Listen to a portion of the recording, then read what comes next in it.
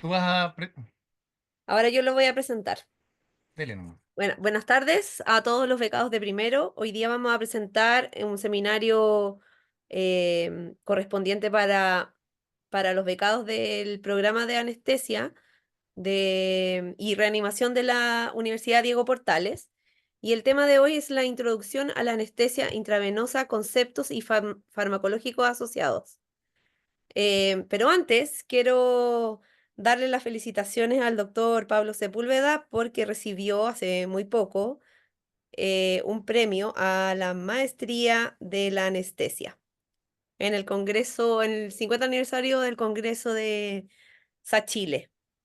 Así que previo a esto, bueno, felicitaciones doctor y como ya saben, hace unos días subí unas preguntas que él mandó. Fueron respondidas en Canvas y el doctor va a tomar estas respuestas en su presentación. Ok, muy bien. Mira, lo que quiero es que conversemos un poquito. La idea es reforzar conceptos de farmacología y después entrar un poco a contar algunas cosas sobre la historia, porque es muy importante, creo yo, ir viendo la evolución de lo que ha sucedido con la anestesia intravenosa. También hacer una comparación con la anestesia inhalada en algunos aspectos. eh, para tener entonces la perspectiva completa, ¿ya? Probablemente no vamos a terminar de conversar los temas al respecto, pero yo espero hacer una modelación que les sirva para ampliar la visión de lo que ustedes tienen al respecto, ¿ya? Lo primero era entonces conversar respecto a las preguntas. ¿Están viendo esto en las preguntas? ¿Sí? ¿Alguien que diga que sí? Sí, sí, se ve. Sí, doc, se Sí, puede. se ven. Ok, mire, la primera pregunta era, ¿qué es la vida media de un fármaco? Aquí hay 8 respuestas y en general el concepto, si ustedes se fijan, es el tiempo que requiere un fármaco en disminuir su concentración en un 50%. Esa es la perfecta descripción teórica que no sirve para nada. Y eso es lo que nos enseñan en farmacología en la facultad, porque no enseñan en qué contexto, no enseñan cómo ponemos la droga, si la ponemos rápido, si la ponemos lento, etcétera. Entonces, si la ponemos lento, vamos a tener picos, ¿cierto?, mucho más bajos plasmáticos y por lo tanto esa concentración plasmática que es mucho más bajita que si la ponemos en bolo y proyectamos un decaimiento al 50%, son tiempos totalmente diferentes también, ¿ya? No sé si se entiende eso, ¿ya? Sí, se entiende. Entonces, nunca realmente se contextualiza cómo se hace esta medición, ¿ya? Y sucede que en la farmacología clásica esto siempre se hizo en función del bolo, ¿ya? De ahí se extrajo la mayor cantidad de datos. Entonces se pone el bolo y se toman concentraciones plasmáticas y se forma entonces una curva de decaimiento que se divide entonces más o menos en rodillas que son aproximadamente ángulos diferentes de el decaimiento exponencial, que cambiaría de alguna manera la pendiente, ¿ya? Y más o menos la tercera pendiente es la que representaría el clearance, de alguna manera, ¿ya? Y de esa pendiente, entonces, en realidad, se saca un 50% de decaimiento. No sé si lo entendieron. Es decir, les voy a mostrar después probablemente un dibujo de esto, pero en el fondo es una extracción de el decaimiento de la tercera fase, ¿ya?, de esta curva de decaimiento exponencial. Y de ahí se proyecta el decaimiento del 50%. Porque en realidad la vida media de un fármaco cuando hablamos de vida media, estamos hablando de la vida media de eliminación, ¿ya? Entonces, dos cosas importantes. Uno, ¿cuán validez tiene? Si nosotros definimos diferentes escenarios de administración, vamos a tener diferentes eh, vidas medias ¿ya? Eh, entonces, para las drogas intravenosas, eso ha sido un problema, ¿ya? Y por lo tanto, se comete un cierto error en la verdadera vida media del fármaco, y por lo tanto, cuando tiene mucho error, sirve poco también para efectivamente proyectar de qué estamos hablando, ¿ya? Entonces, en general, todas las respuestas tienen el problema de que nos enseñaron de esa forma en la facultad, y eso limita entonces, evidentemente, la comprensión, porque nunca preguntamos, ¿y esto cómo fue puesta esta droga para calcular el decaimiento a la mitad? ¿Ya? Ahora tenemos la vida media contexto sensitiva, contexto sensible, ¿ya? Que entonces, que en general también las respuestas están relativamente bien orientadas. Que dice, es el tiempo que demora un fármaco en reducir la concentración plasmática un 50% tras la suspensión de una infusión. En este caso, hay algunos que tienen un poquito más de complemento de eso. ¿Ah? Una infusión de distintos largos, distintos tiempos de infusión. ¿Ya? Hay algunos que lo contestaron bastante más completo en ese sentido, ¿ya? Eh, y esto tiene que ver entonces, porque es más o menos lógico, porque si ponemos infusiones de diferentes largos, vamos a ver rellenado o no ciertos volúmenes de distribución, más o menos. ¿Ya? Algunos, si es más corta, vamos a ir rellenado muy poco los volúmenes de distribución. Si la infusión es larga, en cambio, vamos a rellenado mucho. Y por lo tanto, el decaimiento, una vez suspendida la infusión, la pendiente de decaimiento va a depender entonces de la cantidad de droga total que tenga dentro del cuerpo, porque la droga vuelve a recircular hacia el volumen central, lo que hace que entonces que el volumen central decaiga más lento cuando la infusión ha sido más larga, porque tengo más droga acumulada en los compartimentos profundos, ¿ya? Es más o menos lógico, ¿ya?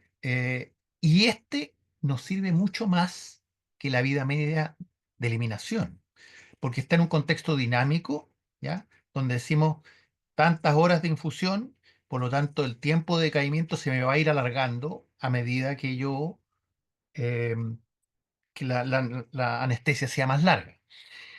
El punto sí, ¿ya? Que es muy importante entender que ambos conceptos son conceptos farmacocinéticos. Por lo tanto, el decaimiento del 50% en el caso del contexto sensible, no te dice que al decaer el 50% el paciente se va a despertar, sino que ese decaimiento tiene que estar asociado a la concentración de despertar, ¿ya? Entonces, también es muy importante, y no confundir entonces un concepto farmacocinético con el concepto farmacodinámico. Podemos, en algunos casos, por ejemplo, que la disminución baje un 20% y no un 50%, y el paciente se nos despierta, porque estábamos muy al justito, bien titulado. En otros casos, claro, si estábamos dándole concentraciones súper altas, vamos a necesitar un decaimiento de un 80% para que el enfermo se despierte. ¿Entienden?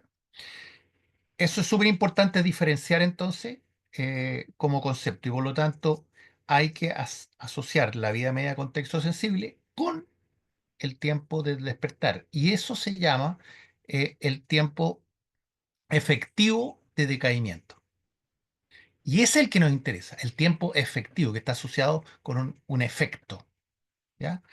La vida media de contexto sensible es un referente muy genérico, y al usar en la vida, si ustedes miran en la primera, por ejemplo, uno puede ajustar la concentración dicha para el despertar, ¿ya? Que esa en realidad es la vida, el decaimiento eh, sensible al efecto, en el fondo, que es lo que nos interesa, ¿ya? La siguiente pregunta es, esto es mucho más complejo porque si no han tenido experiencia, pero de alguna manera me interesa que lo empiecen a tener una proyección de esto. ¿Cómo construyo un modelo del efecto?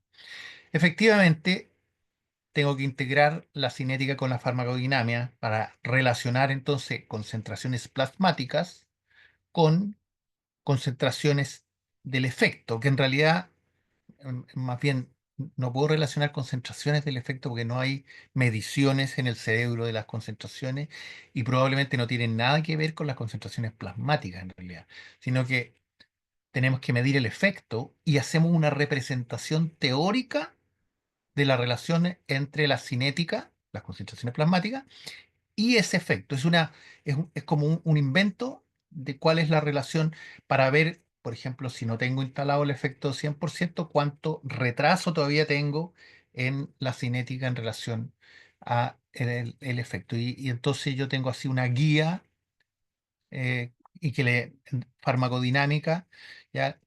Que le trato de correlacionar la cinética con la farmacodinámica inventando un número de concentración de efecto. ¿Ya? Ahora, según ustedes ven aquí, según las variables otorgadas por el modelo, opera para ajustar el tamaño B1, B2, B3. En realidad, ahí hay un problema en esta respuesta, porque aquí la respuesta me está hablando de cinética y estamos construyendo un modelo de efecto. ¿Ya? Y el efecto está relacionado esencialmente con el volumen central.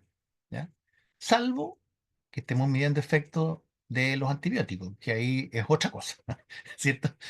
Eh, eh, en el caso entonces de las drogas anestésicas que tienen relación directamente con el sistema nervioso central, el B1, el volumen central, es la clave para relacionar la- la expresión del efecto, ¿ya? Y de ahí se construye esta famosa KEO, ¿ya? Que no sé si alguien puede explicar la KEO, pero yo se la voy a tratar de explicar en forma rápida y simple. La KEO teóricamente es una constante que nos dice entonces que hay una transferencia del volumen central constante a el cerebro. ¿En qué sentido constante? Proporcional al gradiente que tenemos entre el B1 y el cerebro. Es constante en relación al gradiente, es decir, siempre en relación al gradiente nos transfiere un mismo porcentaje de droga respecto a ese gradiente. A ese se refiere lo constante. No se refiere a una cantidad absoluta de droga. ¿Ya? Esto fue siempre bien discutido, ¿ah? Em, si es que esto efectivamente era constante o no, la transferencia.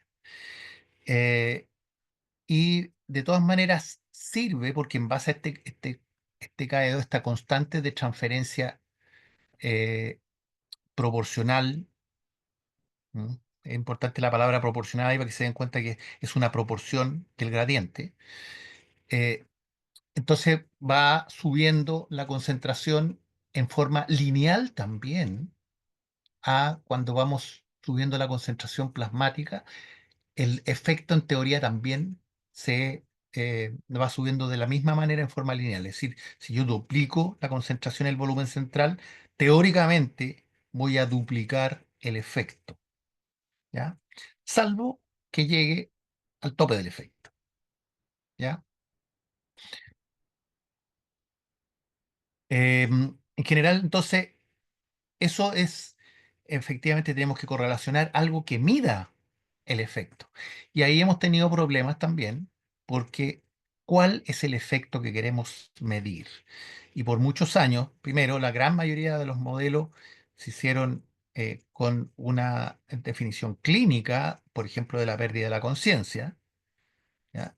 Después empezaron a agregar los electroencefalogramas procesados, que son bastante simples, ¿cierto? Los índices, el BIS, ¿ya? Y con ellos se construyeron las constantes, pero que ahora, al 2024, nos damos cuenta entonces que en realidad la representación es mucho más compleja porque sabemos que las bandas de frecuencia en el espectro son muy distintas y pueden cambiar mucho y el bit no cambiar nada. ¿Ya? Entonces se está en un proceso de alguna manera de redefinir el efecto con una visión ahora no tan lineal como estábamos viendo ahí, sino que con una visión más bien no lineal, dado que también hemos descubierto que el cerebro tiene más bien comportamientos no lineales que lineales. ¿Mm? ¿Cómo estamos hasta ahí? ¿Alguna pregunta al respecto? Un último detalle del KEO. El KEO se decía que era constante, ¿ya? Para todas las edades en un principio. Después se empezó a ver que que tenía impacto la edad.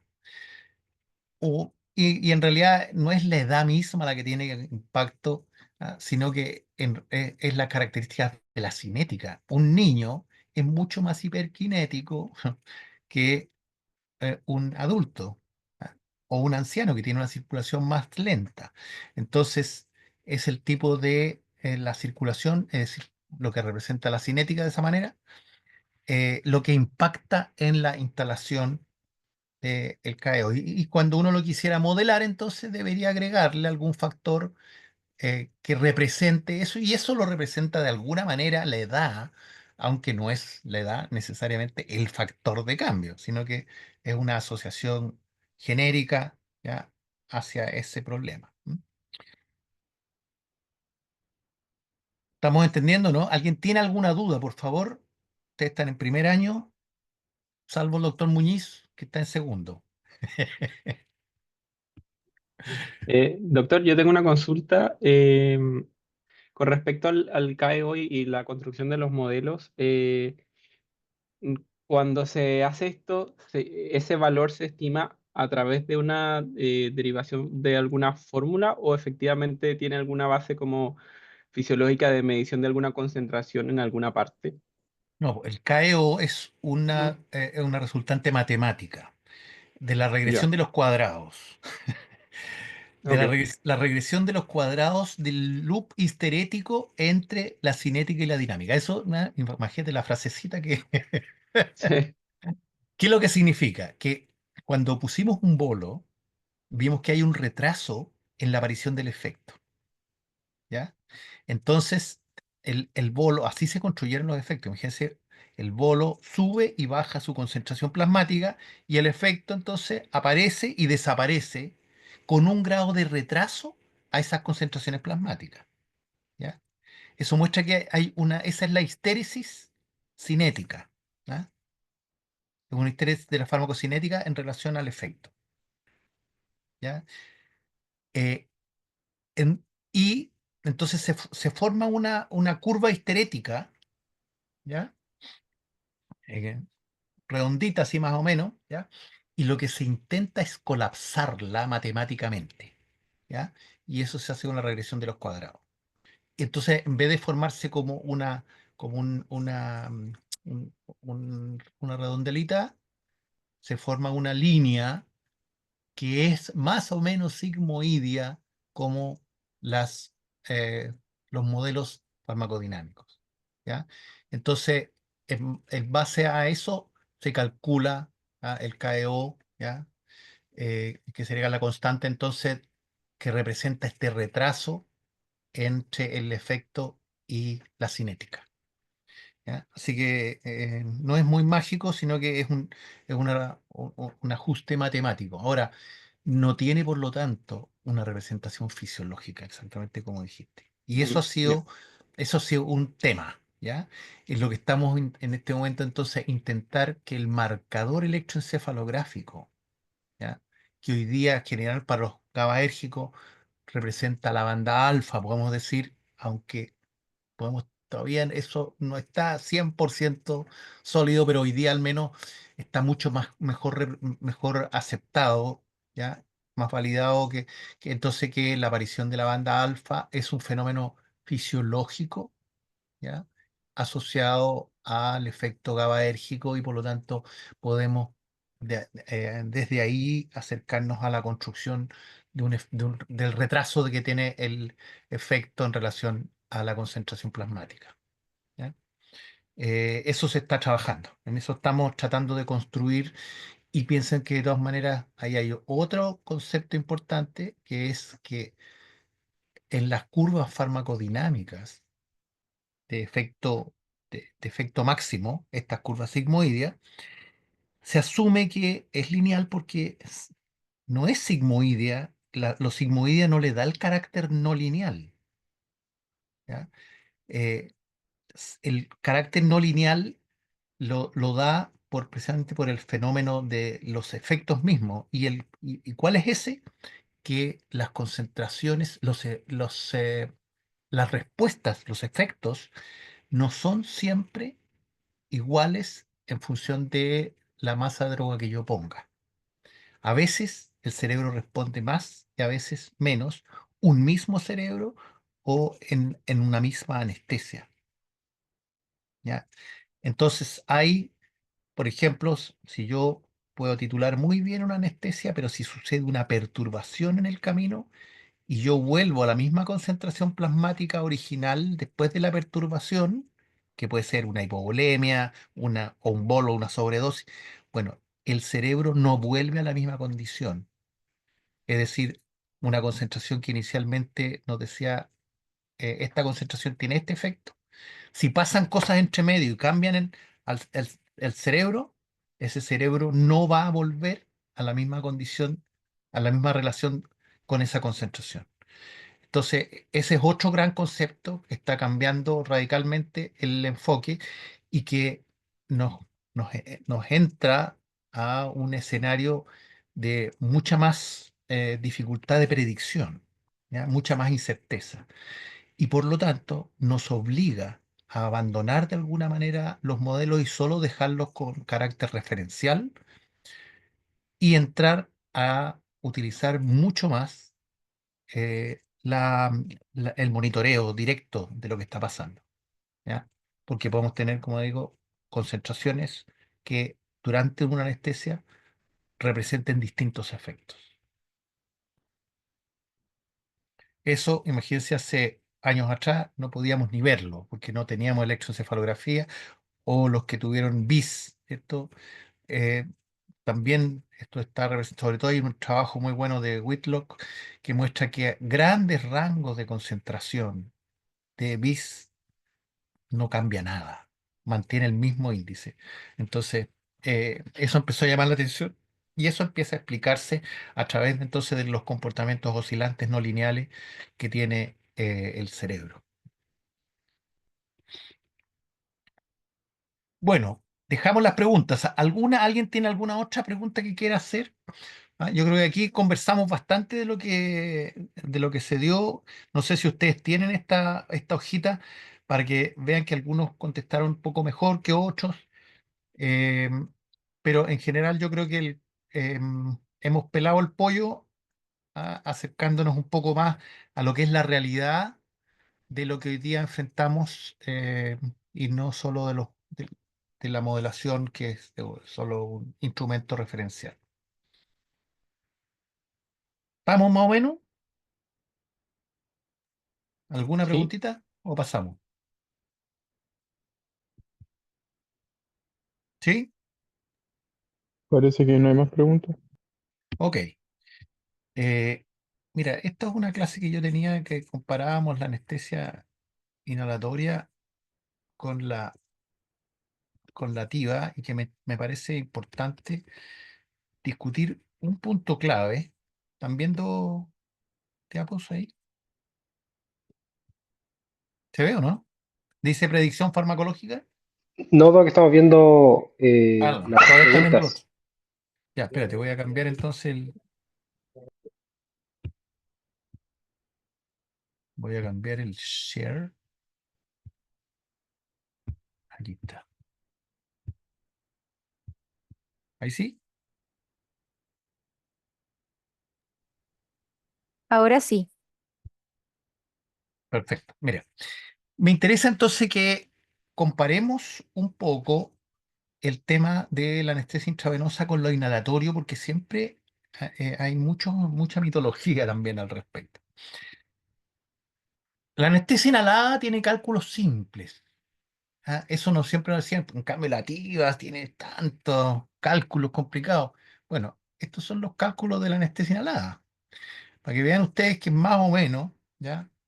Ustedes saben, aquí tenemos un vaporizador calibrado sin analizador. Se asume, por ejemplo, que el equilibrio se produce a los 15 minutos. ¿Ya? El equilibrio.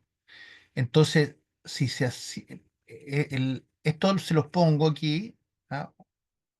O con analizador, si ustedes quieren, incluso se produce más o menos igual, porque esta es una asunción eh, de práctica clínica, ¿ya? Pero si ponen el analizador, también les voy a mostrar que se produce más o menos como a los 15 minutos, porque eso de alguna parte salió el dato, ¿ya? Eh, ¿Qué quiero decirles con eso? Que para titular la necesidad, las concentraciones específicas que quisieran obtener, tienen que tomarse, ir escalando de a 15 minutos en 15 minutos, más o menos, para encontrar una concentración específica en relación a un efecto específico. ¿Ya? Por ejemplo, la pérdida de la conciencia clínica. ¿Ya? Segundo, la captación, fíjense que es bien compleja, ¿ah? Porque tenemos dependencia, sobre todo el débito cardíaco es muy importante, la diferencia arteriovenosa, la presión barométrica, etcétera, ¿ya? Y la constante de transferencia del circuito, que está relacionada con el volumen del circuito y el flujo que ustedes estén dando. Entonces, tendrían que estar, si cambian el flujo, tienen que estar recalculando las constantes de tiempo y por lo tanto cuánto se debe esperar, ¿ah? Porque si cambia la constante de tiempo, tienen que esperar 3 constantes de tiempo para lograr el 95% del equilibrio. ¿Ya? Bueno, los cálculos no son tan simples tampoco en la anestesia inhalada. ¿Y qué sucede? Lo frecuente es que damos más de la cuenta, porque dado que esto tampoco es tan sencillo, normalmente entonces nos pasamos, ¿no? Y punto. ¿Ya? En las dos técnicas, las drogas inhaladas e intravenosas, el centro del tema es el balance de masas, ¿ya? Donde están o las presiones parciales en el caso de los gases o las concentraciones en el caso de la anestesia intravenosa, ¿ya? Pero en el fondo es lo mismo, ¿ya? Es este gradiente del balance de masas el que genera entonces la aparición del efecto o no. ¿Mm? Y esto está dicho hace bastante tiempo, como ustedes ven aquí, pues. Así que la cinética de los gases, fíjense que hay en cada momento por ejemplo, la transferencia de la gente de la máquina al alvéolo depende de al menos estas tres variables: la presión parcial inspiratoria, la ventilación alveolar, por lo tanto, si hipoventila también va a ser más lento el tema, características del sistema anestésico de ventilación, etc. Después, la transferencia de la gente del alvéolo en el alvéolo a la sangre. Depende entonces también del coeficiente de partición, del gasto cardíaco, y del gradiente alvéolo venoso, de la presión parcial. Y la transferencia de la gente en sangre arterial al cerebro también entonces implica el coeficiente de partición cerebro-sangre, gradiente alvéolo venoso también, cómo está la concentración parcial en sangre, etcétera. Entonces, la cinética de los gases no es simple. Hemos creído que es simple, ¿ya? Y por lo mismo hemos creído entonces que medir la concentración de gases, ¿ya? En la máquina nos da seguridad. Pero fíjense que aquí tenemos predicción de la cinética, de una anestesia inhalada con analizador versus un TCI. Y fíjense que aquí están estas variables, son el error absoluto, ¿ya? De la predicción de lo que, es decir, de lo medido versus lo que propone el analizador, por ejemplo, versus gas medido en sangre. eh, Tenemos un error absoluto y tenemos un sesgo además, ¿ya? Que tiene que ver con la sobrepredicción o subpredicción. En este caso, subpredicción significa que la concentración que nos da en la medición está más baja, ¿no? Perdón, más alta que la medida, ¿ya? Y tiene un error de cercano al 30%. El modelo de Marsh, que es el modelo más antiguo y más básico, ¿ya? Tiene más o menos, podemos decir, el mismo error de predicción, tanto en su sesgo como en su error absoluto, ¿ya? Esto fue estudiado por Frey, ya fíjense, el año 91, y se muestra como la presión eh, en tidal, ¿ya? Versus la presión arterial, tienen este error de predicción. Así que tampoco, ¿ya? El tener una medición de gases nos asegura que efectivamente esa es la concentración sanguínea, salvo, por supuesto, después de mucho rato, ¿ya? Y para mucho rato no tenemos en anestesia, ¿ya? Y cuesta, por lo tanto, el costo de eso es no poder titular a un enfermo rápida y finamente, ¿ya? Aquí hay un ejemplo, si estamos dando sevoflurano a 6 litros por minuto, que es una cosa más o menos habitual, ¿ya? Y ven aquí, este es el sebo transferido en más oscuro, en línea oscura, el sebo inspirado, el que ya se supone que está llegando, este es el sebo que de fin de expiración, ¿ya? Y este es el sebo en el cerebro, el de más abajito. Entonces, nosotros podemos medir el sebo en tidal, ¿ya? Que está aquí, pero el efecto del cerebro en ese momento es muy bajito. Entonces, no representa la condición cerebral, representa simplemente la concentración que yo estoy midiendo en el alvéolo, con todas las problemas que vimos, que significa que la concentración que está en alvéolo está no solo lejana, sino que además tiene muchas dificultades o muchas variables para equipararse con la sangre y después con el cerebro. Entonces aquí, más o menos, si ustedes ven el sebo de fin de expiración, más o menos necesita unos 500 segundos, ¿ya? Al menos, para equipararse, teniendo estos flujos que son bastante altos y por lo tanto bastante contaminadores para nosotros. ¿M? Bueno, eso es lo que le quería mostrar. Que nosotros incluso aquí teníamos un trabajito, hicimos un trabajo hace unos años atrás con potenciales evocados, y fíjense que aquí, este es el sevoflurano, las concentraciones a la pérdida de reflejo de respuesta, es decir, la pérdida de la conciencia, el PRP, pérdida de reflejo, ¿ah? Y la fracción expirada de sevoflurano era 6%, ¿ah? Con esta variabilidad, ¿ah? Entre 2 y 8, o sea, una tremenda variación, ¿ah? Que por lo tanto no nos sirve para nada desde el punto de vista de predecir.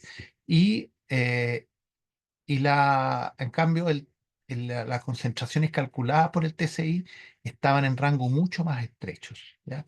Este fue con el modelo de Marsh también, que son un poco distintas las concentraciones que calcula que en los otros modelos que tenemos. Incluso el Marsh que está en la primera es un Marsh ya modificado, que el Marsh original no tenía, em, tenía un KO muy pequeño y por lo tanto un equilibrio muy rápido. Calculaba, digamos, ¿no? Pero de todas maneras, para que ustedes vean que estas eran lo que se había hecho para comparar y a pesar entonces de que tenemos medición de la fracción expirada de gas, no tenemos certeza de lo que está pasando en el cerebro, ¿ya? Ok, vamos.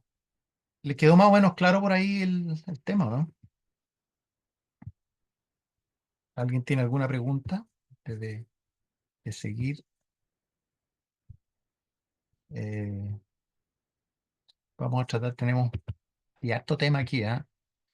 Eh, Vamos un poco más a la tía en específico, ¿ya? Em,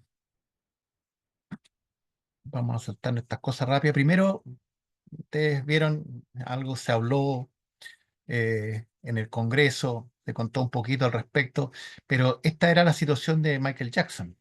Le gotearon el propofol de esa manera, ¿ya? Y por lo tanto, ¿qué habría pasado si el doctor de Michael Jackson hubiera usado un TCI para titular mejor esta condición? Porque evidentemente que esto provocó una acumulación, y un aumento de la concentración plasmática sin control, que un TCI podría haber controlado mucho mejor, ¿ya? El otro problema es, claro, que las drogas intravenosas, si las manejamos de esta manera, ¿cierto? Pueden ser catastróficas porque están totalmente out of label, nada de esto está autorizado, ¿ya? Y aún al 2024, esto es una conferencia que dieron unos colegas en otros lados y que, imagínense, lo dicen con todo desparpajo cuando sabemos que nada de esto tiene validación por las instituciones sanitarias, ¿ya? Por distintas razones, por interacción de las drogas dentro de aquí del matraz, donde hay inactivación entre ellas, hay decantación, etcétera, etcétera. Entonces, por lo tanto, el goteo de estas mezclas, mm, bueno, aquí son drogas con efectos totalmente distintos, además, en base a un goteo vas a tener el efecto de todas las drogas mezcladas en una manera bastante arbitraria, ¿ya? Las bombas de jeringa implican un gran avance, y estas bombas de jeringa tienen entonces mecanismos de seguridad, tienen alarmas, la oclusión baja, la alta presión, evitan problemas como los reflujos, ¿ya? Y tienen un grado de precisión validada por organizaciones sanitarias. Por eso no se puede dar ni con gotas ni con cualquier tipo de jeringa, o sobre todo las infusoras oscilométricas no generan la capacidad de precisión necesaria para la administración en anestesia al menos. Esto se ha testeado de muchas maneras, está publicado en todos lados, pueden revisarlo si les interesa, ¿ya? eh, las infusoras TCI, por sobre las infusoras normales que ya tenían ese estándar, agregan entonces los modelos farmacocinéticos, que tienen carácter poblacional, y agregan un modelo efector que ya vimos que tiene ventajas y desventajas, ¿ya? Tiene distintos modos de administración, ¿ya? Uno puede dar, calculado al plasma o al modelo efecto, ¿ya? Calcula la dosis que voy agregando en el tiempo, eh, nos muestra si ya tengo equilibrio entre el plasma y el efecto, etc. Por lo tanto, es mucho más fina en toda esta administración que una infusora común y corriente, ¿ya? Y además permite que cuando yo cambie la jeringa, la infusora recupera el plano cinético en el cual estábamos, ¿m? Y tiene todos los sistemas de seguridad que ya vimos en las infusoras normales, ¿m? Bueno, aquí hay capítulos enteros respecto al tema de los sistemas de regulación. Algo podemos leer en estos artículos, ¿ya? Y esto ha llevado a que el TCI ya es considerada una infusión madura, ¿ya? Para el uso clínico desde hace ya muchos años, ¿ya? Donde hemos tenido la suerte de participar, colaborar en este proceso. Eh, Existen guías para la administración segura de la práctica de la anestesia intravenosa, ¿ya? Esto está en la revista de Anestesia del año 2019, es la actualización, y que recordarles cosas fundamentales como el etiquetado de las drogas, eh, el usar el menor espacio muerto posible para la administración, ¿ya? Y tener vías seguras según la posición que va a llevar el enfermo, por si vías de respaldo. Este es un artículo que publicamos precisamente para discutir estas mezclas de drogas, y en cuáles se tendría o no se tendría posibilidad de hacer algún tipo de mezcla o en cuáles es totalmente eh, no recomendable, ¿ya?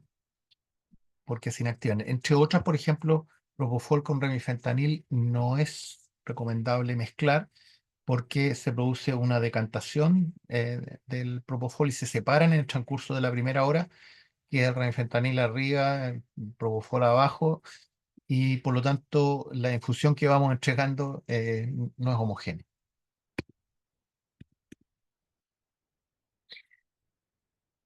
Rápidamente, ¿cómo pasó esto en la historia? Bueno, primero era disponer de drogas. Y este fue un camino largo, fíjense, desde la opioidología del 1600, los descubrimientos de los barbitúricos a principios del 1900, a finales del 1800, Adolf von Bayer descubre el ácido barbitúrico, la metilurea, eh, y le llamó barbitúrico porque fue precisamente la noche de Santa Bárbara. Y Ian Glenn, que es un gran profesor de química, él descubre el propofol, ¿ya? En un proceso que el año 72 descubre la molécula, el año 78 sale la primera, la primera versión comercial, pero que estaba en propilenglicol diluida y provocó muchas reacciones alérgicas, lo que se suspendió rápidamente y recién el año 78, perdón, 88 vuelve a reincorporarse en la formulación que actualmente tenemos. ¿Mm? El segundo desafío histórico era ahora entonces conocer cómo se comporta una droga. Y de ahí entonces vienen la aparición de los modelos PKPD. Y los primeros modelos teóricos fueron hechos por Lundy, donde entonces, esto, para los barbitúricos, entonces empieza a diseñar cómo teóricamente describir, ¿ya?, el comportamiento de una droga, pero era tan teórico, fíjense, en 1936, porque esto no podían medir niveles plasmáticos, ¿sí? Que recién se pudo medir en el año 49, ¿ya?, los primeros niveles plasmáticos para empezar a construir los modelos. Y el TCI, teniendo esos modelos, necesitaba así algo muy importante, que era una capacidad informática suficiente.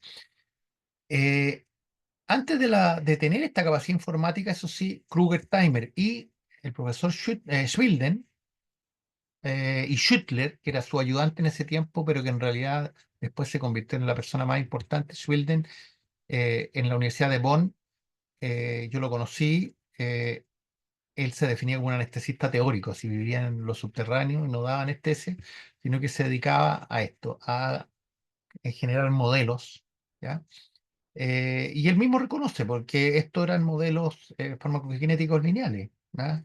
También eh, que tampoco representan efectivamente las condiciones oscilatorias del sistema circulatorio. Así que, si bien son útiles, como hemos visto, tienen sus limitantes, ¿ya?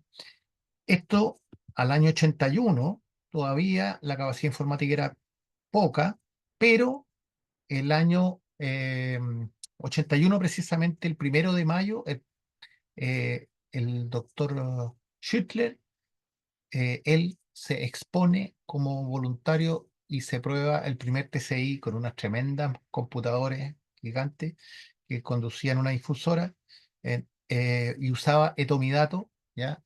Hicieron las primeras pruebas en él, en el mismo, ¿ah?, como voluntario. Esos como antecedentes históricos. Ahora, como antecedentes conceptuales, ¿qué es importante? Tenemos modelos matemáticos, ¿cierto?, que representan la distribución y la eliminación y el efecto. Y esto sería entonces resultado de que al poner una dosis, nosotros vamos a obtener una concentración y vamos a poder entonces describir en cuánto tiempo, cuánta concentración en el volumen central, cómo es la eliminación de esta droga y cómo es su relación hacia el efecto, ¿ya? En base a esto, entonces, el KEO es un link entre la cinética y la dinámica, no muestra el efecto, sino que es un link porque muestra una relación abstracta, le dije, teórica, en una, una, la estéresis que hay entre el plasma y el efecto, pero entonces no es el efecto en sí mismo, ¿ya? Y el efecto se construye midiendo el efecto directamente, no a través de un KEO, ¿ya? Y ahí podemos entonces definir qué concentraciones logran el 50% del efecto, el 80% del efecto, ¿ya? Algunas características particulares de las curvas, como es el gamma o el coeficiente de Hill, que tiene que ver, entonces, con eh, cuánta variabilidad hay entre el efecto. Y si hay muy poca variabilidad, quiere decir que hay un cambio muy rápido, ¿ya? Entre una concentración y el efecto, quiere decir que tiene un Hill alto, cercano, eso se habla entre 0 y 10. ¿Ya? Si es 10, el Hill alto, quiere decir que la curva es muy paradita y por lo tanto ante un pequeño cambio puede obtener un gran cambio del efecto. ¿Ya? Blanco. ¿Sí? ¿Qué cosa? ¿Aló?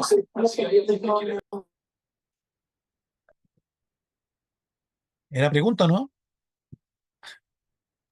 Parece que no. ¿No? Ya. Bueno, se requirió entonces lo que ustedes ya conocen, los modelos tricompartamentales, ¿ya? Que describen, integran todo esto de alguna manera, y los modelos de efecto máximo, ¿ya? Que representan la farmacodinámica. ¿Mm? Aquí tenemos entonces la representación de los modelos cinéticos y la representación de la farmacodinámica.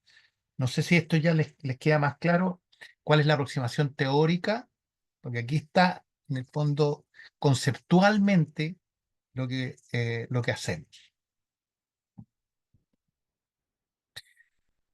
Los modelos farmacocinéticos, cosas importantes, entonces son modelos mamilares, porque tienen que estar estudiados, digamos, mamíferos. Se, les- se construyen en base a compartimentos, que son cajas negras, que no representan específicamente órganos, sino que grupos de órganos que tienen entonces, que uno los puede agrupar en su comportamiento, serían proporcionales, es decir, que si yo pongo el doble de la droga, se duplica la concentración, ¿ya? Y son de primer orden. ¿Qué tiene que ver? ¿Qué significa que sean de primer orden? Significa que hay una gran variable que modela de alguna manera el comportamiento de la droga, que es el delta de concentración. ¿Ah? El gradiente. El gradiente entonces es el que va generando el comportamiento de los modelos. Y entonces se entiende que eso es lo fundamental eh, para ir, eh, para ir explicando el comportamiento de las drogas en los distintos compartimentos e incluso el efecto. ¿Ya? Todo esto representa la dinámica de la distribución y la eliminación, en su conjunto. Ahora, muy importante entonces que cada droga tiene... Mañana, ¿qué día? Viernes. Hay alguien que se le abrió el micrófono. Recordar que cada droga tiene una cinética propia y no podemos, por lo tanto, usar modelos cinéticos de una droga eh, para otra, ¿ya? Incluso el Propofol, como ustedes ven, tenemos distintas drogas.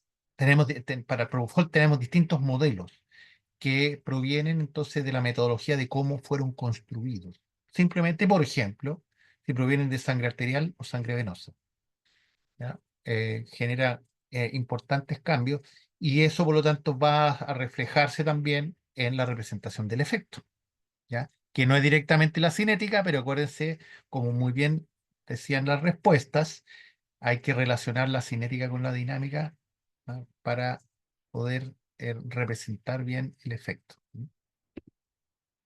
Entonces, cada droga se distribuye en relación a su liposolubilidad, grado de ionización, afinidad, proteínas plasmáticas, etc. ¿Ya? Cada droga es depurada a un ritmo dado por su tratamiento hepático o renal, y la cinética y farmacodinámica de cada droga es además impactada por covariables importantes que no son necesariamente las causas en sí, pero se las asocia al cambio del modelo global. Piensen, ¿Por qué son asociaciones? Porque sencillamente incluso estos no son modelos fisiológicos, se han tratado de construir modelos fisiológicos, sino que no lo son, y son modelos de cajas negras, donde entonces agrupamos el impacto de estas covariables en algunos de estos compartimentos. Entonces hacemos una asociación, ¿ya? Y esos son los modelos más perfeccionados que se ha visto que en realidad son útiles. Los modelos fisiológicos se han visto demasiado complejos y tan complejos que ya no sirven para el trabajo clínico.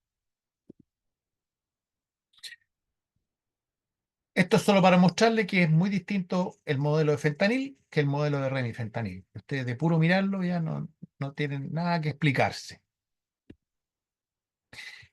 Y para explicar las covariables, explicamos a través del modelo de remifentanil, de Minto, donde fíjense, por ejemplo, que el volumen central va cambiando progresivamente con la edad, ¿ya? Lo mismo que la vida media de equilibrio al sitio efecto, y también las concentraciones que define el Minto como concentraciones eh, del C50. Aquí yo les pido que por favor no miren estos números porque estos números son absolutamente ingenuos en la construcción del efecto.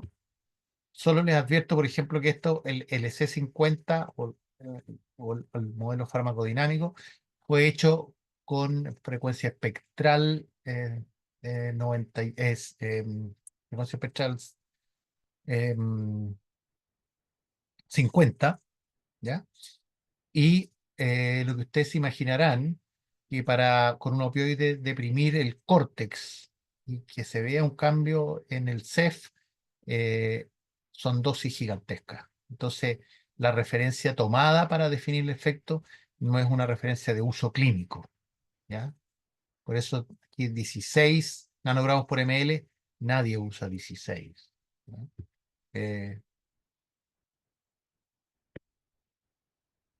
Bueno, aquí vemos, esto es para mostrarles el cambio con las edades, ¿no? Tercer desafío, dijimos entonces, disponer de tecnología de administración ahora, y eso sería entonces el problema del TCI propiamente tal. Porque una perfusión sin tasa, sin ajuste a una perfusión a tasa fija después de un bolo, que en este caso, fíjate, pusimos un bolo y después de una tasa fija, se produce acumulación de la droga, ¿ya? Y por lo tanto tenemos que hacer un ajuste y cuando el cálculo es mental, más o menos nos resultan cosas así, siempre y cuando sepamos más o menos cómo ajustar, ¿ya? Pero la perfusión manual, con cálculo manual o mental, ¿ya? Es muy compleja porque no nos podemos preguntar cuánto requiere entonces para poner al enfermo inconsciente, cómo escalo las dosis por las diferentes covariables, ¿ya? ¿Cuándo debo repetir la dosis en bolo, por ejemplo, si estoy trabajando en bolo, ¿ya? O cuándo debo cambiar la velocidad de infusión, ¿ya? ¿Cómo le adapto la dinámica quirúrgica? ¿Es posible predecir el tiempo de recuperación si no tengo idea exactamente en qué concentración estoy? Bueno, la perfusión manual evidentemente que no es hoy día una opción para una anestesia al 2024. Y el tema entonces es cómo no podemos hacer realmente los cálculos matemáticos para calcular una concentración plasmática en el tiempo, ¿ya? Y por eso que entonces aparece el camino del TCI, ¿ya? Desde lo muy antiguo, como ven ustedes, primero el acceso intravenoso, después fíjense que esto es Kruger-Teimer en 1831, conceptualmente ya tenían la jeringa, tenían las llaves de 3 pasos, etcétera. Este es el sistema Katia 1982 y aquí está el brazo del profesor Schüttler. Este era el computador que controlaba estas jeringas, ¿ya? Ese fue el primer TCI y aparece el primer TCI comercial en 1996 en el Congreso Mundial de Australia en Sydney. Se presenta el primer TCI con el modelo de Marsh. El primer modelo de Marsh no tenía modelo sitio efecto incluso, ¿ya? Y después han aparecido una cantidad de bombas importantes, infusoras, ya que ustedes probablemente ya conocen. El concepto del TCI entonces es la posibilidad de lograr mesetas, ¿ya?, que sean adaptativas a la dinámica de la cirugía, ¿ya? Y como ustedes ven aquí en amarillo, para mantener una meseta sucede que la velocidad de infusión, que es esto en amarillo, debe ir decreciendo, ¿ya? Para dar un nuevo salto, pone un pequeño bolito y luego, para mantener esa concentración, esta meseta de concentración, la velocidad va disminuyendo, ¿ya?, para evitar la acumulación, en el tiempo. Todo esto es muy complicado y está todo entonces metido en las infusoras, ¿ya?, que nos permite entonces, de forma muy simple y ya olvidarnos de los cálculos, ¿ya? Implica lo que llamamos el modelo abierto de 3 compartimentos. Ponemos droga en el compartimento central, la droga se distribuye en los compartimentos más profundos, ¿ya?, hasta que llega a tener equilibrio y también la droga se va al mismo tiempo eliminando. Como estos procesos son dinámicos de transferencia hacia los compartimentos profundos y la eliminación, ¿ya?, está representado por constantes de transferencia. El K12 quiere decir que en realidad es K12, ¿ya? O cuando yo suspendo la administración de la droga y por lo tanto cae la concentración del volumen central, se invierte el gradiente y ahí el gradiente más importante entonces en este caso sería el K21. Lo mismo sucede con el 3 y una constante de eliminación, esto se llama 1,0, porque está del volumen central y en realidad no es un 0 sino que es un out, ¿ya?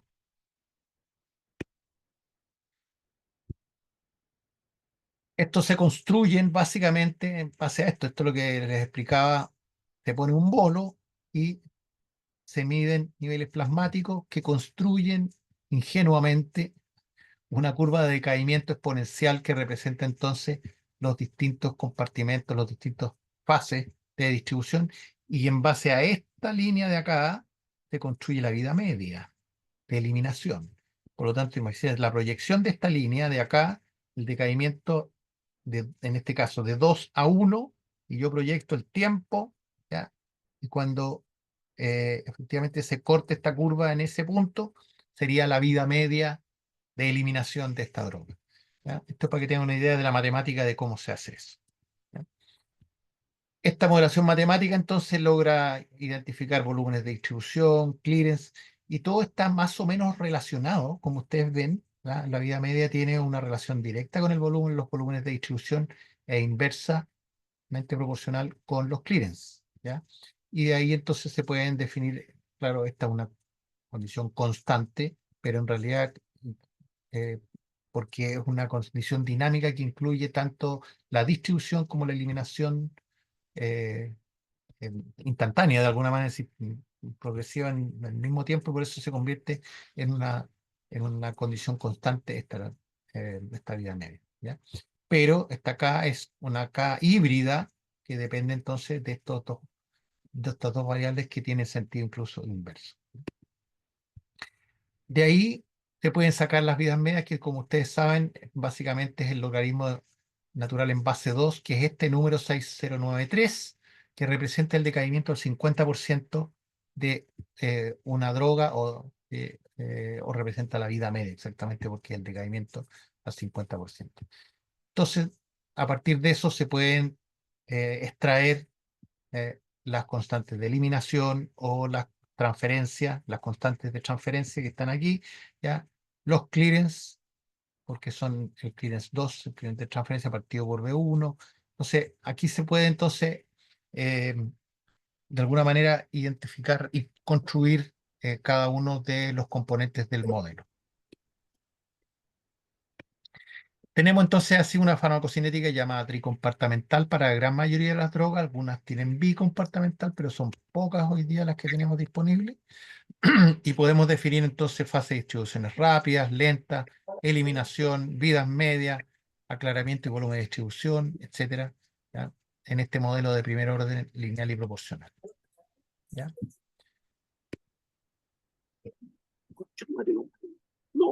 El efecto, rápidamente, de nuevo, este es el concepto para mantener perfusiones estables, porque eso es lo que queremos. ¿Y en qué consiste el TCI? Esta es la ecuación básica que está en el TCI, que nos dice que la velocidad de administración en el tiempo, ¿ya?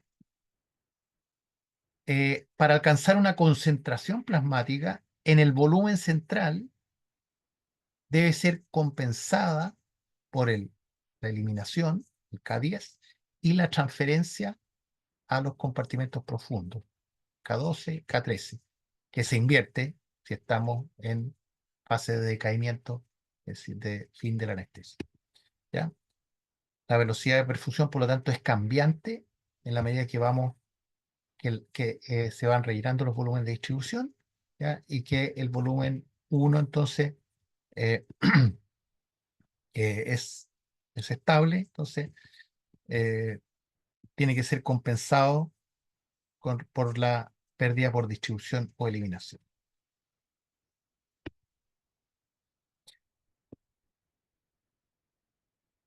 Un ejemplo importante de esto, por ejemplo, si nosotros queremos alcanzar una concentración de 3 microgramos por ml, ya teniendo estos datos, sabemos que la velocidad de infusión es la concentración plasmática por el clearance, ¿ya?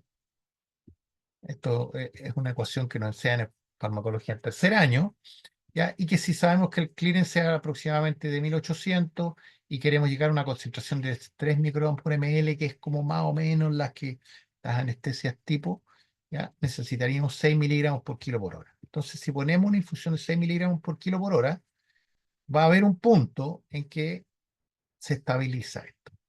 ¿Cuándo se estabiliza? Se estabiliza cuando cumplimos 5 vidas mes de eliminación, ¿ya? En el caso del propofol, 5 vidas medias de eliminación son cerca de 20 horas. Y por lo tanto, por eso no podemos poner una tasa fija, ¿ya? Y esperar que esa tasa fija llegue a la concentración anestésica. Por eso que se necesita entonces que durante todo este tiempo lo podamos rellenar, ¿ya? Rápidamente, y se hace rellenando los volúmenes de distribución, porque aquí estamos hablando solo de clearance. Y esta ecuación muestra que, claro, como esto va subiendo, cada vez necesito ir dando menos, ¿ya?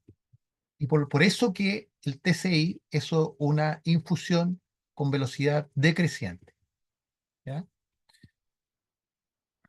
Y entonces aquí tenemos la ecuación de TCI, que significa que la masa por minuto a aportar, ¿ah?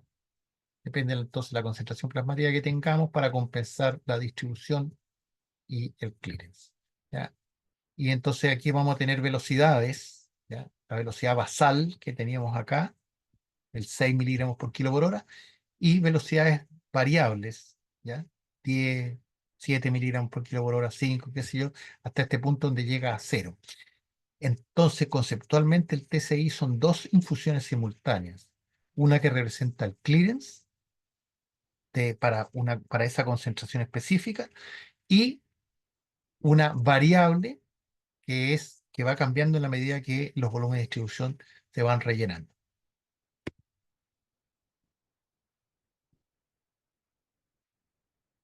Entonces, el TCI es un modelo matemático específico, requiere un modelo matemático específico para cada droga, está construido en base al comportamiento farmacocinético, compensa la transferencia y la eliminación.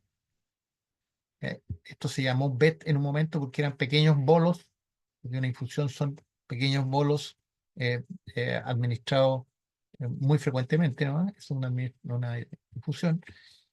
Incorpora además un modelo que representa el efecto y su desfase con la concentración plasmática para mantener un nivel plasmático estable y evaluar el efecto ajustado a la dinámica quirúrgica.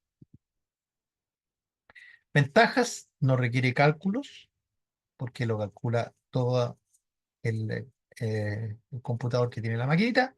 Introduce una variable poblacional de impacto del modelo de predicción, ¿ya? Y por lo tanto tiene flexibilidad para la titulación individual, step by step, tener referencias del retraso de la concentración plasmática y el efecto, fácil de cambiar el plano y permite predecir el despertar. Pero este modelo original, que fue muy importante, el difusor que lo hizo el profesor Gavin Kenny, era bastante simple y solo dependía del peso del enfermo. No tenía, y si el enfermo era obeso o al revés, estaba desnutrido, o si tenía 20 años u 80, administraba lo mismo. ¿Ya? Y por lo tanto exigió, ¿ah? Este modelo aquí está, 18 años, 70 años, aquí están los modelos, son exactamente iguales. ¿Ya? Y el siguiente modelo fue un poco más ajustado, el modelo de Schneider, con algunos problemas, algunas cosas interesantes. Por ejemplo, sí describió un modelo farmacodinámico que mostraba que disminuía la concentración con la edad, cosa que es esperable, ¿cierto? Pero él lo describe, es que es muy importante. Y el modelo cinético tenía algunos problemas, por ejemplo, porque describía que el volumen central no dependía de la edad, ni de la obesidad, ni de nada, sino que era fijo, y entonces generó algunos problemas hasta el día de hoy, ¿ya? Y por eso se ha requerido construir modelos nuevos, ¿ya? Lo mismo que el clearance tenía la masa magra como incluida en su cálculo. El problema es que la ecuación de masa magra que utiliza Schneider es una ecuación antigua, antes de que aparecieran en Estados Unidos los hiperobesos. Es una ecuación, esta es la ecuación de James del año 76. Utiliza esa ecuación que provocó que en realidad hiper sobredosificara. Si ustedes ponían el peso del enfermo obeso con el modelo Schneider, iba a hiper sobredosificar a los obesos, ¿ya? Y tenía también un KO fijo, donde el KO no tenía entonces un impacto, por ejemplo, con el cambio de la edad, que también conversamos, ¿ya? De todas maneras, estos modelos fueron analizados las performances, los rendimientos. Fíjense que comparados con bolos, con infusiones cortas o infusiones largas, siempre el TCI en todos los modelos tenía mejor comportamiento entre lo medido y lo predicho. Acá está lo medido, acá está lo predicho.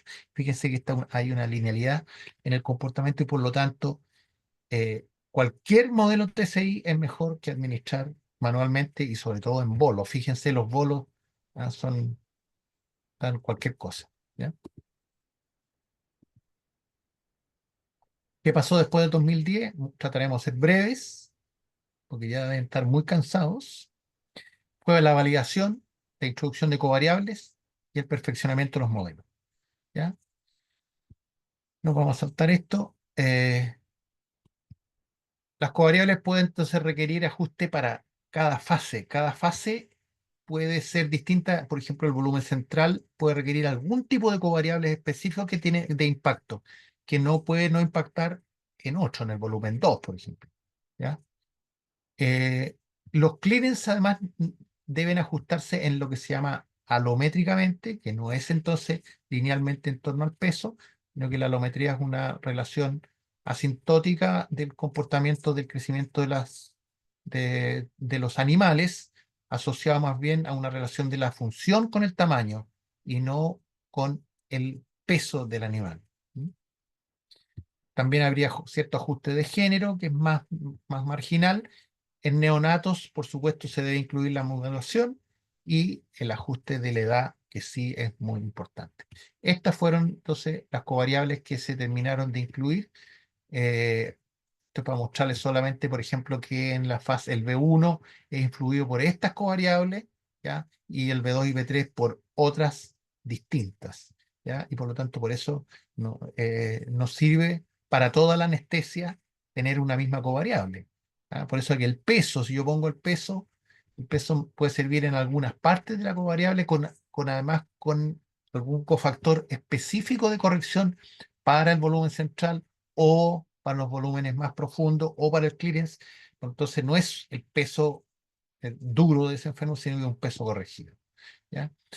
Esto se descubrió ya por el tema cuando trataron de poner la misma dosis a una ratita y un elefante, que fue en Nueva York, que pusieron la misma dosis por kilo al elefante para una ratita y mataron al elefante Tusco en Nueva York. Fue muy importante. Bueno, esta es la ecuación de James, la original, y después esto crecía entonces con el tamaño y el peso en la masa magra, pero después se dieron cuenta que la ecuación estaba mal hecha y cuando tenías pacientes muy, muy obesos, la ecuación colapsaba y por lo tanto no servía para representar los pacientes obesos y que en realidad esto más bien debiera comportarse en forma asintótica, es decir, llegar a un punto crítico y de ahí al menos mantenerse, ¿ya? Y eso es lo que representa de alguna manera la alometría, ¿ya? No exactamente igual, pero parecido, ¿ya? El modelo de Minto, al usar el limbo de más, lo que hacía es al revés, poner, poner muy poca droga en los pacientes hiperobesos, ¿ya? Y la alometría, entonces, que incluye en realidad, porque tiene que ver, tiene una representación de la función en relación al tamaño, incluye distintas variables resumidas en este concepto que es la alometría, ¿ya? Y tiene que ver mucho, mucho, por supuesto, con la tasa metabólica y la función orgánica, ¿ya? Que está representada entonces en esta matemática. Que es más o menos, como le decía, asintótica en relación a las representaciones lineales que están aquí en rojo, ¿ya? Y por lo tanto hay que hacer esa corrección, es muy necesario, y por lo tanto no se puede trabajar con los pesos reales, los pacientes obesos, eh, y ni siquiera se puede trabajar realmente con pesos ajustados, salvo que sean anestesia relativamente corta, ¿ah? eh, Hora y media, ¿ya? Nosotros hicimos la primera aproximación del uso de la alometría, ¿ya? En los clearance, en los pacientes obesos, lo publicamos el año 2010, que precisamente después fue la base para el modelo de Elevet, que es el modelo nuevo, ¿ya? Incluimos también la edad, ¿ya? Em, y nos permitió diferenciar muy bien. Por ejemplo, este es nuestro modelo en relación a un paciente, eh, una mujer de 30 años con 140 kilos, ¿ya? Fíjense cómo se diferencia este Schneider. Schneider pone muchísima droga, ¿ya? Este es el March ajustado a peso, con peso que le bajamos más o menos como el 40%, y este es el March con real, ¿ya? Eh, nuestros resultados son entonces totalmente distintos porque no existiría un peso de trabajo, sino que son en el fondo varios en el transcurso de la perfusión del T6, ¿ya? Esto está validado, hicimos también un modelo sitio-efecto que creemos que funciona bastante bien, a mí me gusta mucho. Esto es para mostrarle que también hay diferencia, pero es más bien marginal entre los varones y las damas, ¿ya? Y que en los niños aquí no había datos perdidos, que es básicamente los datos de los niños eh, en los recién nacidos, ¿ya? O niños pequeños, y que nosotros hicimos un estudio también que validó desde niñitos muy pequeños a ya niños más grandes, 4 o 5 años, en los modelos, y nos quedamos básicamente nosotros con el PET-Fusor como el modelo que mejor ajusta, ¿ya? Para estas edades, ¿ya? Todos estos datos, ¿ah? Lo mismo el anciano que tiene cambios muy importantes que se deben reflejar en los modelos clínicos, perdón, se deben reflejar en los modelos, los volúmenes centrales, el volumen 2, etcétera. Estos cambios deben estar reflejados en los modelos PKPD, ¿ya?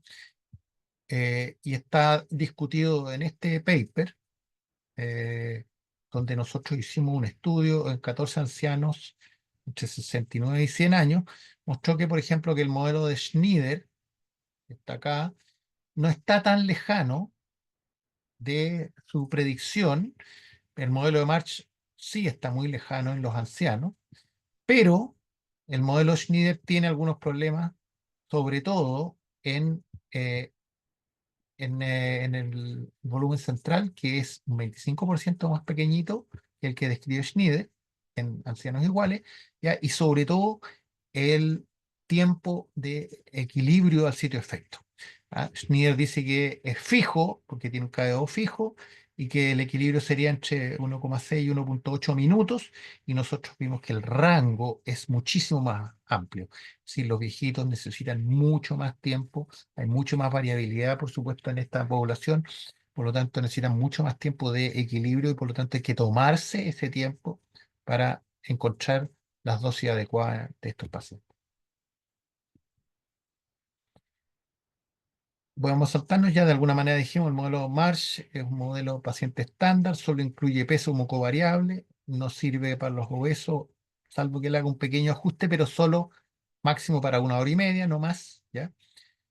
Eh, el modelo Schneider es un modelo sí más integrado cinético dinámico, incluye algunas covariables, pero con un error en la masa magra y por lo tanto no sirve en obesos. Y en ancianos es recomendable parcialmente pero sobrepredice la instalación del efecto y eso hace que entonces tendamos a sobredosificar porque las concentraciones que calcula suben tan rápido que da la sensación de que el enfermo no se duerme y se duerme a concentraciones muy altas y después tengo que bajar enormemente las concentraciones porque sobrepredijo la instalación del efecto. ¿No? Los modelos pediátricos nos quedamos con el PET-Fusor, ¿ya? Y en remifentanil sirve en ancianos, el modelo de Minto original, ¿ya? Pero también tenía un error en los obesos porque eh, también en este caso ponía muy poca droga por el error de la ecuación de masa magra. Entonces, como ustedes ven en eso, tanto en el REMI como en el Propofol estaban pendientes algunos ajustes, ¿ah? Y era muy confuso qué uso durante la anestesia. Y para eso entonces se decidió hacer un perfeccionamiento con un modelo universal, con el cual participamos junto con todos los centros importantes de TIVA en el mundo, donde se hizo un gran pool de todos los datos, ¿ya? Y se llega entonces al modelo de LBET y se rediseña, pero les dejo abierto esto, aún queda pendiente el ajuste de los modelos sitio-efecto. El modelo de Levet es esencialmente un modelo cinético, tiene una primera aproximación y recomendaciones de la farmacodinamia, pero todavía, por ejemplo, tiene muy poquitos ancianos medidos, efectivamente, y son todos medidos solo con BIS, y no con lo que hoy día estamos intentando modelar como las bandas alfa u otras representaciones más finas. Sí tiene entonces en la cinética la gracia de que incluye muchas más covariables, es un modelo mucho más complejo, por supuesto, ¿ya? Eh, y el caso de remifentanil también se hizo lo mismo, incluye niños pequeñitos, ¿ya? Desde 3 años, menos de 3 años para arriba, ¿ya? Y tiene un modelo farmacodinámico, ¿ya? Aquí está el modelo, también es un modelo complejo que incluye entonces todas estas covariables que ya vimos, la alometría que está metida aquí en varias cosas, sobre todo en los clearance, ¿ya? Eh, etcétera, ¿ya? Y el ajuste de edad sobre todo es muy importante, ¿ya? Entonces ya existe también este modelo de Elevet, ¿ya? Que es un ingeniero por si acaso, lo pusieron delante del computador para que analizara todos los pools, ¿ya? De datos disponibles de concentraciones de propofol en el planeta, ¿ya? Y Chile aportó más de 80 pacientes en el caso del propofol. Conclusión entonces, dada la complejidad de la farmacocinética poblacional, no es posible hacer perfusión en base a cálculos mentales, no es recomendable mezclar drogas, el software TCI hoy día incorpora poblaciones amplias y calcula los ajustes de velocidad para los cambios de diana, aporta precisión mecánica y es una tecnología consolidada en anestesia. Hasta aquí llegamos y no quedaron muy cansados. Son las 8. No sé si tienen algún par de preguntitas antes de que se vayan a descansar. Yo tengo una pregunta. Dele.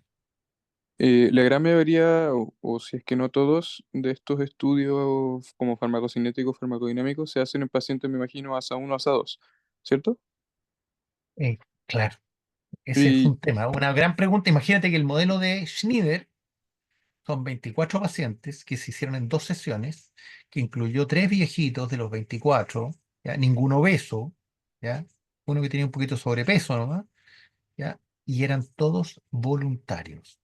O sea, tampoco ni siquiera está el escenario de un paciente quirúrgico que puede llegar un poquito hipovolémico porque llegó en ayuno o lo que sea, que podrían cambiar un poco las claro, cosas. Así que súper buena tu pregunta y por eso que los modelos hay que mirarlos solo como un dato referencial, ¿ya? Pero hay que hacer un acto clínico para encontrar dónde está el paciente que tienes delante, ¿ya? claro, Y el modelo te sirve, me dice, bueno, se acerca, parece que según el modelo, este paciente que tengo aquí es un consumidor, o sea, es un requiriente bajo o al revés, un requiriente alto. Entonces, te sirve como para el modelo o para ver en qué está.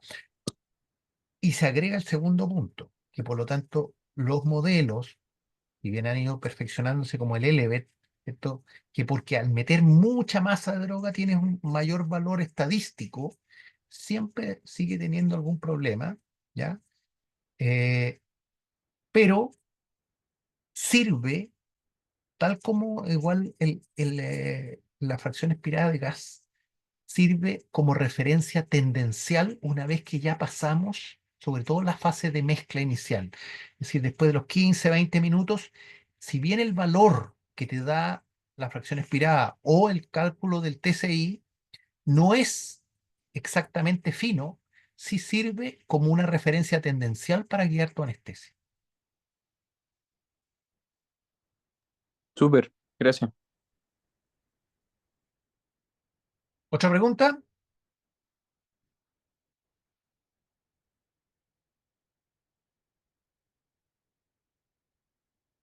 ¿O entendieron todo? ¿No entendieron casi nada? Doc, Me, bueno, me gustaría un comentario respecto a qué es lo que ustedes entendían antes, si les quedó algo nuevo, qué es lo que les quedó desde lo que conocían como conceptos de farmacología en la escuela y lo que hoy día están entrando, digamos, a vivir en la anestesia. ¿Algún comentario y lo que conversamos hoy día, por ejemplo? ¿Les cambia mucho la visión, el panorama?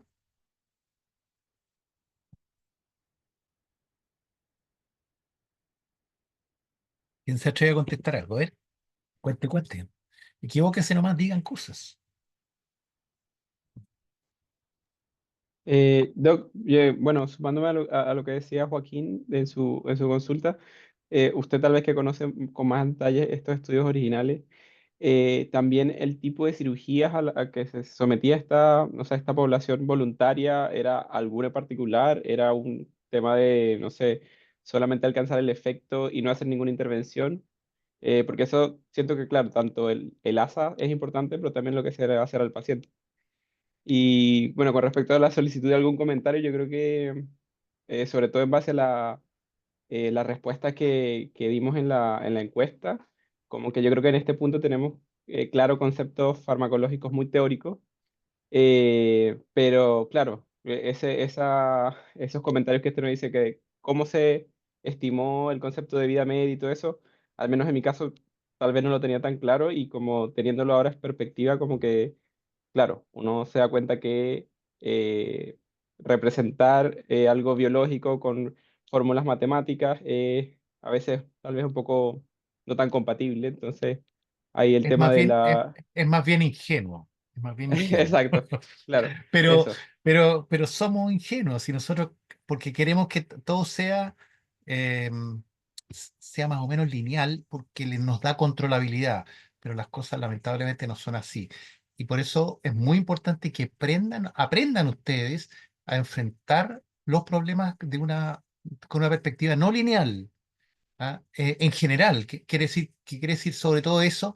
De que la impredictibilidad es un fenómeno que está ante cualquier fenómeno en la naturaleza, nos enfrentamos la impredictibilidad. Y ahí nosotros tratamos de reducirla a un modelito que nos permita creer que tenemos control. ¿Ya? ¿Qué importancia tiene? Desde el punto de vista científico, muy importante porque siempre nos abre la duda de, el nuevo, eh, de que hay cosas pendientes todavía. ¿Ya?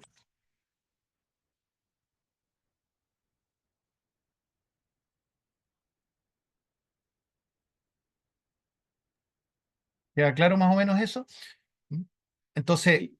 hay que empezar a pensar que todos estos modelos probablemente en el futuro, fíjense,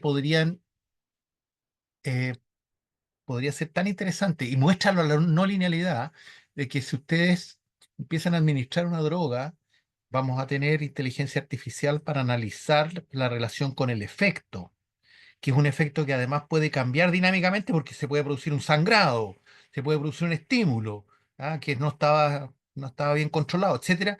Entonces, el, el algoritmo que inició el modelo se readapta a la nueva condición de la cinética o de la farmacodinámica que cambia en el tiempo. ¿Ya? Y eso nos hace, es muy importante que empezamos a entenderlo así y que la situación no es rígida, así como lo describen los modelos. ¿Ya?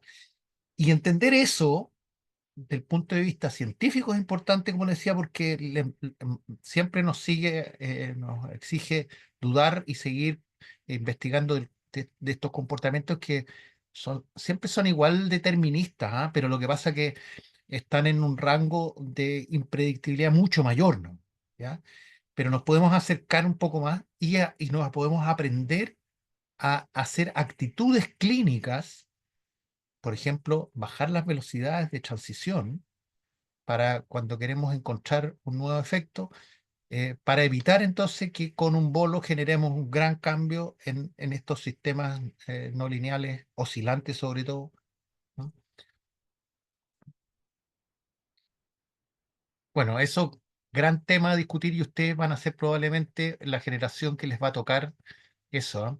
Eh, Esto enseña además una aproximación de la ciencia desde la humildad y además a enfrentar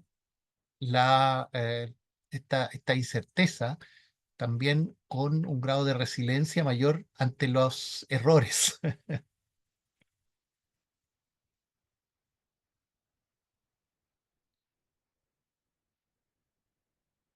Bueno, muy bien.